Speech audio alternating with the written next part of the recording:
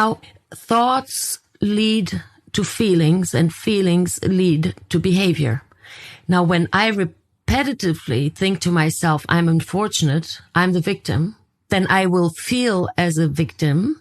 And because I feel as a victim, therefore I will behave as a victim. Now, that by itself would not be so bad if there was no consequences later on in the long term. Why? When I think to myself, I'm a victim, yeah, why does it always happen to me? Of course, it always happens to me. Then I feel that way. And I also feel that weight on my shoulders, in my mind, on my heart, in my chest, on my chest, wherever we feel it.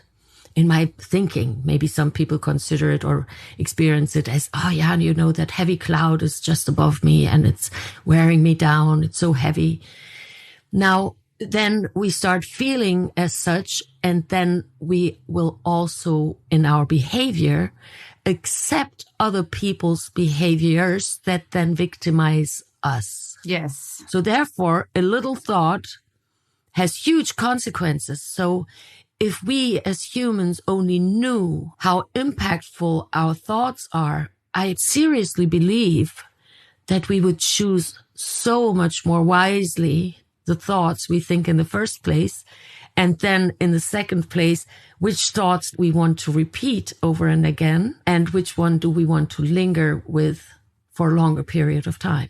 I absolutely 100% agree with that, which is why we both believe that we need to teach this in schools, because these are tools that we should all grow up with, that we should all know how to do for ourselves. And it's ridiculous that we don't. So I can completely relate to what you were speaking about when you're talking about those feelings creating behaviors and attitudes, because that's exactly what it was for me. If I take the biggest example of my life, which is my alopecia, that's how I used to feel about myself. I would see my hair falling out again and I would be, it's not fair. Why is it happening again? Will this ever stop? Is this going to be the center of my life forever?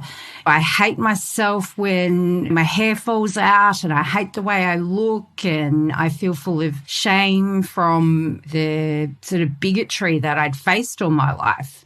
When I got older and started thinking differently, I realized when I look at those times I thought that about myself, that I was setting myself up for it by thinking that way. And I'd given all this power to my alopecia, when in fact, if I had a role model when I was young who was like I am now and just said, take your power back by doing these 3 things and you'll completely change the way you feel about yourself and therefore what your life will be like, because don't we create what we feel about ourselves in our lives? It would have been such a different life for me, which is what drives me to do that for others today, of course. So I'm grateful for the journey.